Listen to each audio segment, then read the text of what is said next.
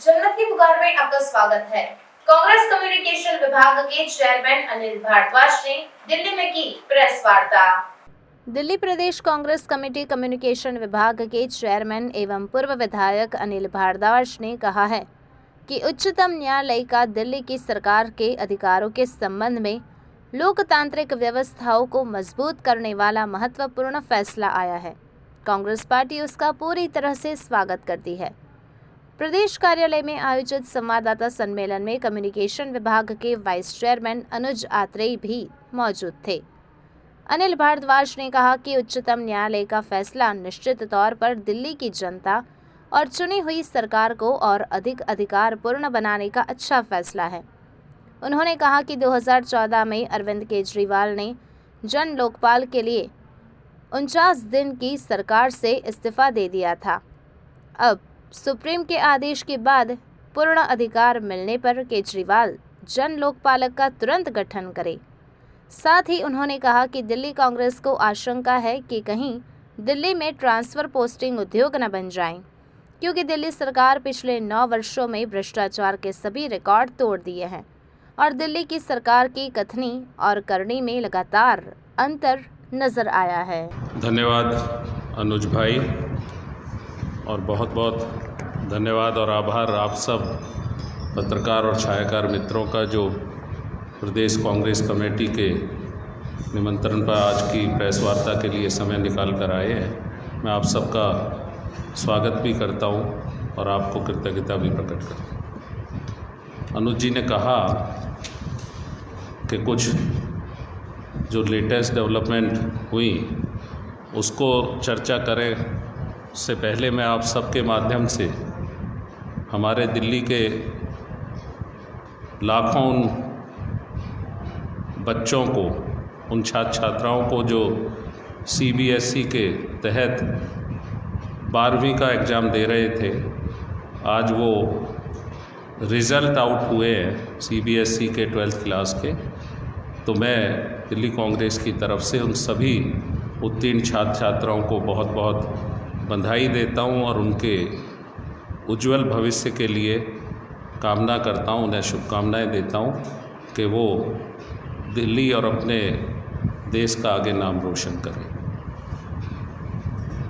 साथियों, जो विषय आज चर्चा के लिए मैंने आपसे, जिसके लिए आपको बुलाया, कल एक बड़ा फैसला दिल्ली के सत्ता से, दिल्ली के सरकार के अधिकार क्षेत्र को लेकर माननीय उच्चतम न्यायालय का आया और उस फैसले को निश्चित तौर पर हम कह सकते हैं कि कहीं ना कहीं जो अधिकारों की लड़ाई, लगातार जिस तरह की लड़ाई, ब्लेम गेम की लड़ाई, अधिकारों को लेकर लगातार नूरा कुश्ती जो 9 साल से केंद्र सरकार या उनके प्रतिनिधि के तौर पर दिल्ली के लेफ्टिनेंट गवर्नर साहब से कहें या दिल्ली की आप पार्टी की सरकार में कहें, वो अधिकारों की लड़ाई लगातार चलती रही और उन अधिकारों की लड़ाई को लेकर अपने अधिकारों के लिए तो सजग रही सरकार, लेकिन कहीं ना कहीं जनता की जवाबदेही के प्रति अगर कोई बात आती थी तो कह देते थे साहब इस पे हमारे पास अधिकार क्षेत्र।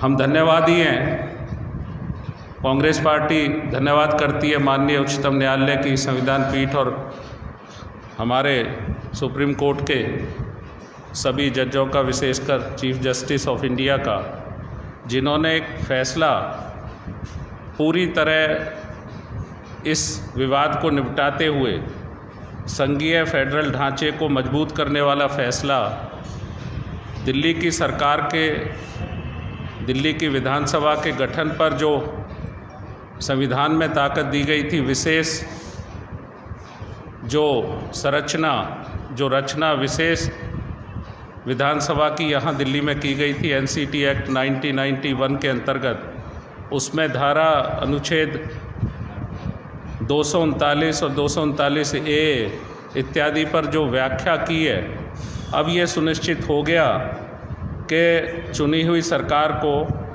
निश्चित तौर पर इसमें ज़्यादा अधिकारपूर्ण रहेगी। दूसरे जो यूनियन टेरिटरी हैं उसके मुकाबले दिल्ली की सरकार को, क्योंकि वहाँ चुनी हुई सरकार यहाँ है, सरकार किसी की भी हो, लेकिन डेमोक्रेसी को हम समझते हैं कि मजबूत करने वाला फैसला है। जो व्यवस्था लोकतंत्र में है चुनने की, उस चुनकर आए प्रतिनिधियों और उनकी सरकार का नियंत्रण रहे, उस पर कांग्रेस धन्यवादी है कल के फैसले पर, और उम्मीद रखते हैं कि फैसला अधिकारों की लड़ाई का तो चल रहा था, लेकिन अब जवाबदेही भी सुनिश्चित होगी। किसका क्या अधिकार क्षेत्र है उसको लेकर लगातार, ऐसा पहले नहीं था। दिल्ली में कांग्रेस की भी सरकार इसी एनसीटी एक्ट 1991 के तहत रही, और 1998 से और 2003 तक की सरकार, 4 तक की सरकार जो रही, उन 6 सालों में केंद्र में भाजपा की सरकार रही। लेकिन कभी ये स्थिति परिस्थिति नहीं आई, क्योंकि अगर आप सही मायने में जनसेवा करना चाहते हैं, लोगों की मदद का काम करना चाहते हैं, तो उसमें विघ्न नहीं आए। लेकिन यहाँ टकराव था या बनाया गया, जिस तरह से परिस्थितियाँ तैयार की गई, वो परिस्थिति लगातार अपनी चुनी हुई सरकार के फैसलों को ना करके ये कह दिया जाता था कि भाई ये अधिकार ही नहीं है जी हमारा। तो हम ये समझते हैं कि कल का जो ऐतिहासिक फैसला है वो निश्चित तौर पर जनता को राहत देने वाला होगा। सरकार अधिक अधिकारपूर्ण रहे चुनी हुई, लेकिन जनता को जवाब दे रहे, ये भी जरूरी है। इस सरकार ने उस फैसले के बाद जिस तरह की प्रतिक्रिया रही, वो आप सबके माध्यम से सारी दिल्ली ने भी देखी कि जश्न मनाया जा रहा था, बड़ी अच्छी बात है। लेकिन पहली कैबिनेट के बाद जो उभर के आया कि अब साहब ट्रांसफ़र और पोस्टिंग जो है वो हमारे हाथ में आ गई, और सबसे पहले सेवा सचिव का, सेक्रेटरी जो हमारे सर्विसेज के रहते हैं, उनके ट्रांसफ़र के रूप में कैबिनेट हुई या उसमें बंधाई बटी, और ये फैसला है। हम तो ये मानते हैं कि दिल्ली की कांग्रेस ये मानती थी कि अधिक अधिकारपूर्ण होने से जो फैसले होंगे, जिस तरह हमारी सरकारें हैं जो वायदा करते हैं उस पर सबसे पहले काम करने के लिए, अगर किसानों की ऋण माफ़ी के फैसले हैं, अगर दूसरे फैसले हैं, तो सबसे पहली कैबिनेट में या पहली मीटिंगों में वो फैसले कराने की हमारी प्रथा रही। हम उम्मीद करते थे कि विधिवत कैबिनेट हो दिल्ली की, और हजारों हजार वो गेस्ट टीचर, वो ऐसे कर्मचारी, चाहे वो जल बोर्ड के हों, चाहे डीटीसी के हों या दूसरे महकमों के हों, डीजेबी के हों, जिनको इस सरकार में आने से पहले इस पार्टी ने वायदा किया था कि अस्थाई से स्थायी करेंगे, उनको कुछ राहत नज़र आती अगर फैसला ये होता कि उनको स्थायी कर दिया गया। लेकिन ऐसा तो फैसला नहीं आया। फैसला तो जो निकल के आया उसमें ये सेलिब्रेशन हो रहा था कि अब जो पोस्टिंग और ट्रांसफ़र है वो हमारे हाथ में आ गया। हम समझते हैं, दिल्ली की कांग्रेस ये मानती है कि जो पिछले 9 साल रहे, जिस तरह का कथनी कुछ और करनी कुछ रही इस सरकार की, वो आपके माध्यम से दिल्ली की जनता और देश के लोग देखते हैं।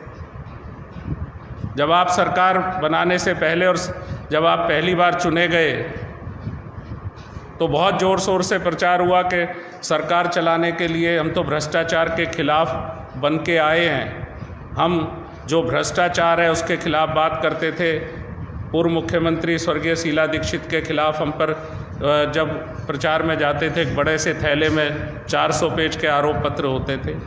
वो तो बेचारी स्वर्गवासी हो गई, कोई आरोप उन पे नहीं लगा, न सिद्ध हो पाया।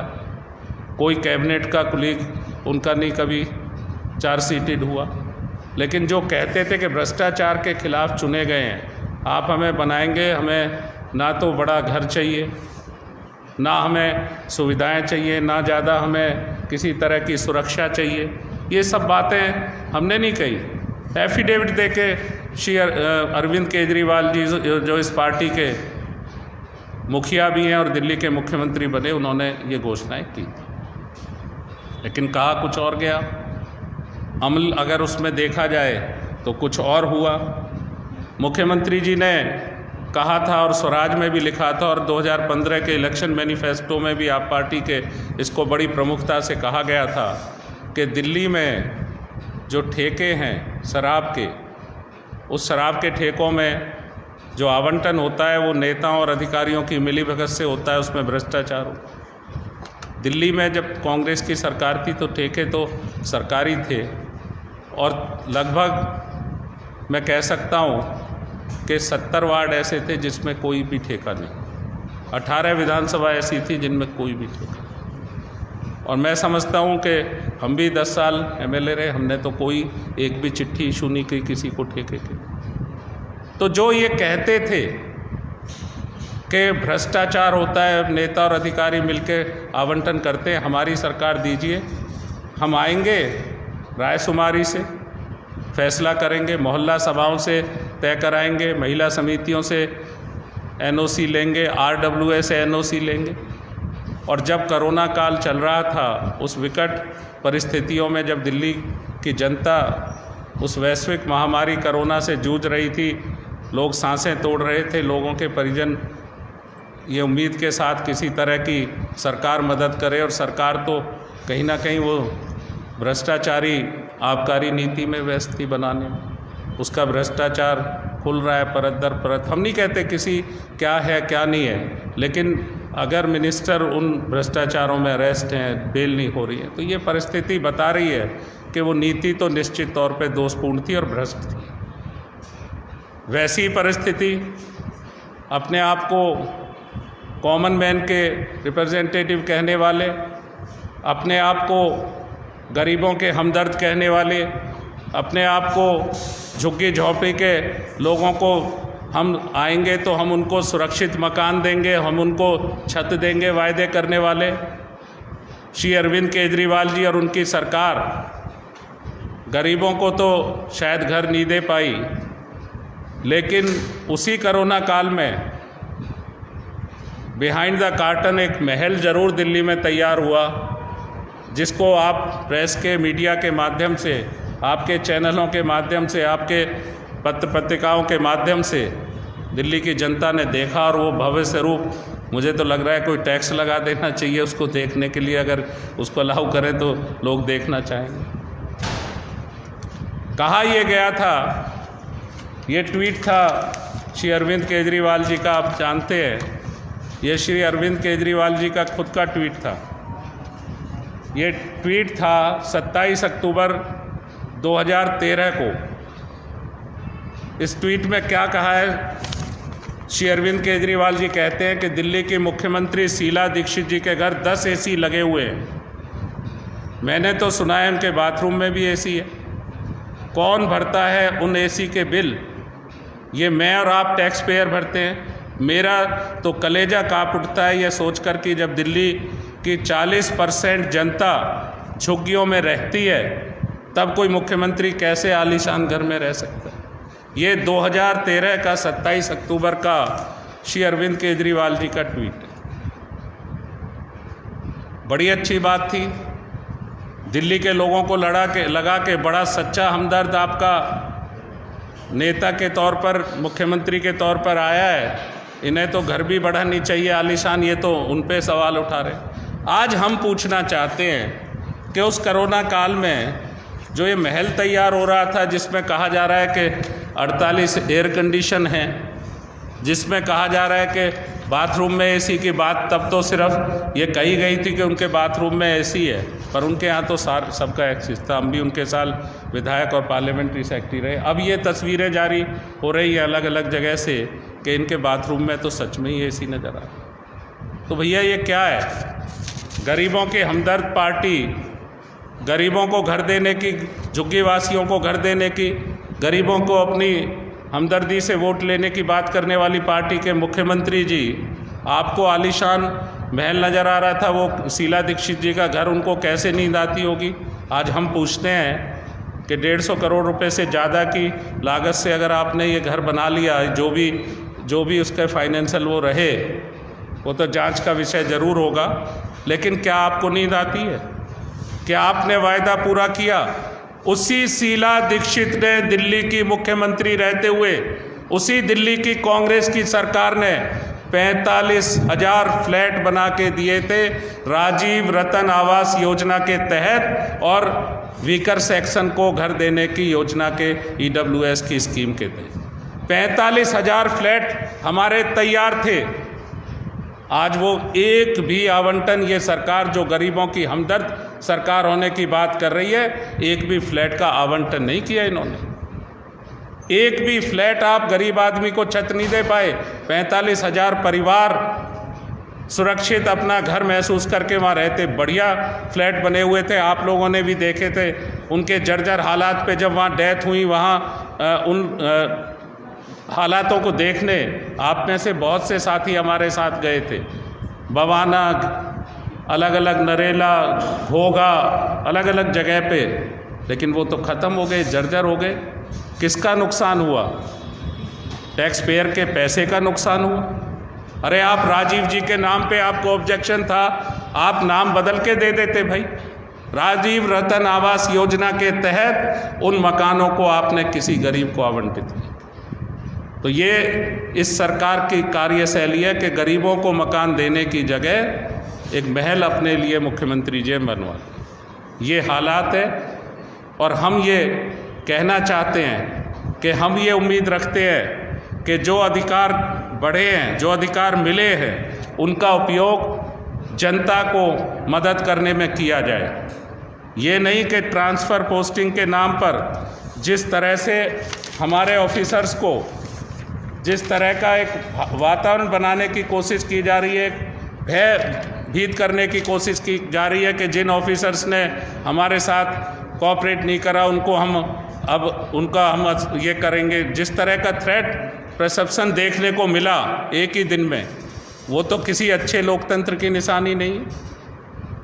कहीं आशंका और शंका ये है दिल्ली की कांग्रेस को, और दिल्ली के लोग भी कल के व्यवहार से देखकर ये महसूस कर रहे हैं, कहीं ये स्थिति ना बन जाए कि दिल्ली में ये ट्रांसफ़र पोस्टिंग उद्योग बन जाए।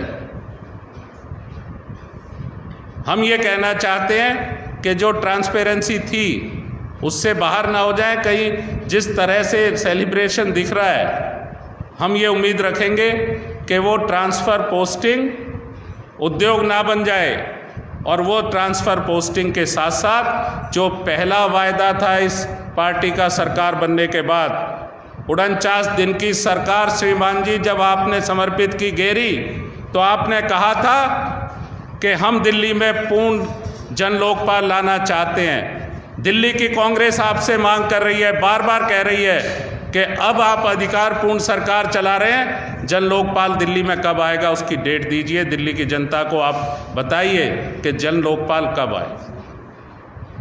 ये स्थिति आज दिल्ली की है कि 9 साल में आपकी जो कहना था और जो करा है वो दोनों मेल नहीं खाते। आपकी कथनी और करनी बिल्कुल अलग है, लेकिन अधिकारों की लिए जो सुरक्षित, जो आपको लोकतांत्रिक व्यवस्था के तहत जो माननीय उच्चतम न्यायालय ने जो फैसला लिया है, उसका फ़ायदा दिल्ली के आम जनमानस को मिले, आम जनता को मिले, ना कि महल बनाने वाली स्थितियां खड़ी हों। इसके लिए हम आपको चेतावनी दे रहे हैं कि ये ट्रांसफ़र और पोस्टिंग उद्योग ना बने। आप दिल्ली के उन अस्थाई कर्मचारियों को, जिनको आप बरगलाते रहे, लगातार ये कहते रहे हम पे अधिकार नहीं है, उनको सबसे पहले फैसला लेकर उन्हें स्थायी कीजिए। ये दिल्ली कांग्रेस की मांग है। मैं इसी को लेकर आज आपसे चर्चा कर रहा था। आपके कोई सवाल हों तो आमंत्रित हैं। चलिए, जो केजरीवाल जी का जो बना है, इस सुप्रीम कोर्ट के आदेश के बाद क्या वो ठंडा पड़ जाएगा, क्या कांग्रेस उसके लिए कुछ करेगी? नहीं, देखिए, इसमें हमारा ये मानना है कि जो नूरा कुश्ती जो चल रही थी, एक तरफ तो आप ये कह देते थे जनता के काम के लिए कि हम पे अधिकार नहीं है, लेकिन ये जो महल बन गया 45 करोड़ या जितनी भी लागत से, बड़ी लागत से, तो ये कहीं ना कहीं उन ऑफिसर्स का भी इसमें जांच होनी चाहिए जिन्होंने इनको परमिट किया। और यहाँ 28 से ज़्यादा पेड़ बताए जाते हैं काटे गए, जो ऐतिहासिक जगह थी वो उसको भी तोड़ा गया। तो ये जिस तरह का कानून के खिलाफ जाकर ये बना है तो उसकी जांच तो निश्चित होनी चाहिए। और ये हम समझते हैं कि ये पुनरावृत्ति ना हो। इन अधिकारियों को जिस तरह से कहा गया कल से ही कि जिन्होंने सहयोग नहीं करा उन्हें देख लेंगे, तो ये ट्रांसफ़र और पोस्टिंग उद्योग ना बन जाए दिल्ली में, इसके लिए दिल्ली की कांग्रेस चेतावनी देगी। अगर आपने हमारा अभी तक चैनल सब्सक्राइब नहीं किया है तो कृपया चैनल सब्सक्राइब कर लें, लाइक करें, शेयर करें, कमेंट करें। तो मिलते हैं फिर किसी और खबरों के साथ। नमस्कार।